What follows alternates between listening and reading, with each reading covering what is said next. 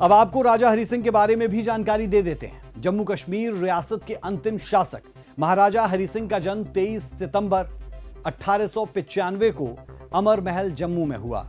वो महाराजा प्रताप सिंह के छोटे भाई राजा जनरल अमर सिंह के बेटे थे। 1925 में महाराजा प्रताप सिंह के निधन के बाद हरि सिंह को ही राजा बनाया गया। उन्हें स्वतंत्र भारत के अंतिम राजा होने का तमगा मिला। ऐसा इसलिए क्योंकि हरि सिंह इकलौते ऐसे शासक थे जो 15 नवंबर 1952 तक जम्मू कश्मीर के महाराजा बने रहे, जबकि अन्य रियासतों के शासक 1948 तक ही राजा रहे। विलय के बाद सभी शासक भारत के अभिन्न अंग के रूप में काम करते रहे। 1915 में जब हरि सिंह महज 20 साल के थे, तब उन्हें जम्मू कश्मीर राज्य बलों का कमांडर इन चीफ नियुक्त किया गया था। इतिहासकार H.L. सक्सेना की किताब द ट्रेजेडी ऑफ कश्मीर के अनुसार 1925 में सत्ता संभालने के बाद अपने पहले संबोधन में महाराजा हरि सिंह ने कहा था, मैं एक हिंदू हूं, लेकिन अपनी जनता के शासक के रूप में मेरा एक ही धर्म है और वो है न्याय।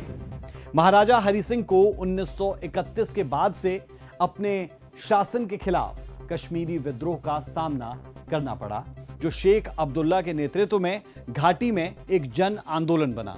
हरि सिंह ने जिन्ना की मुस्लिम लीग का उनके 2 राष्ट्र सिद्धांतों का भी विरोध किया था। इतिहासकार कहते हैं कि कश्मीर के भौगोलिक हालात समझते हुए हरि सिंह ने भारत और पाकिस्तान दोनों के साथ स्टैंड स्टिल एग्रीमेंट की पेशकश की थी, यानी स्टैंड स्टिल समझौता, जिसे दुर्भाग्य से भारत ने स्वीकार नहीं किया।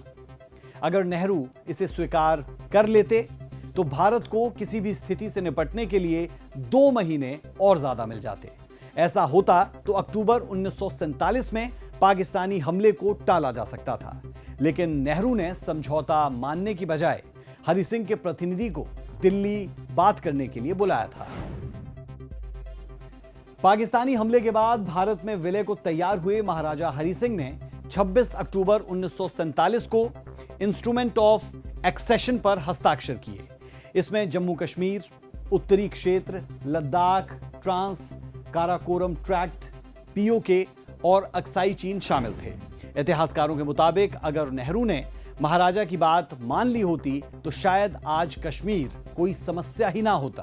पीओके पर पाकिस्तान या फिर अक्साई चीन पर चीन का कब्जा भी ना होता। कांग्रेस को ही लो जिन्होंने इस देश का बेड़ागर कर दिया। पहले तो पाकिस्तान बना दिया, बांग्लादेश बना दिया, मगर पीओके वापस नहीं ले सके, जबकि 71 में वो पीओके ले सकते हैं। जनरल मानिक साहब ने भी उनको कहा था कि हम ये लें, मगर उन्होंने अपने इतने वापस ले लिए, वापस भेज दिए सैनिक, मगर अपने 54 सैनिक नहीं ला सके। वो बहुत उन्होंने हिंदुस्तान के साथ बहुत बुरा किया। देखिए, महाराजा हरि सिंह जो थी उसने ये जम्मू कश्मीर को खरीदा था अंग्रेजों से 75 लाख रुपीस में।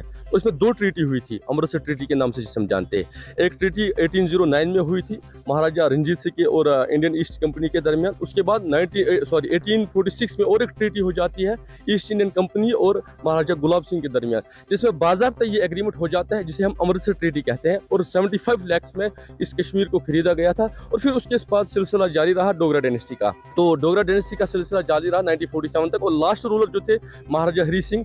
और उस टाइम जब पाकिस्तान ने एक हमला बोला था कश्मीर पे, तो इसको एक मदद लेनी पड़ी हिंदुस्तान से, जिससे एक एसेशन हम कहते हैं, एक एसेशन इंडियन गवर्नमेंट के साथ उन्होंने किया। तब से जाके ये जो है 2 हिस्से कायम हो गए हैं। पीओके वहाँ उनके पास है, पाकिस्तान के पास, और ये वाला हिस्सा जो है हम हिंदुस्तान के साथ जुड़ते हैं।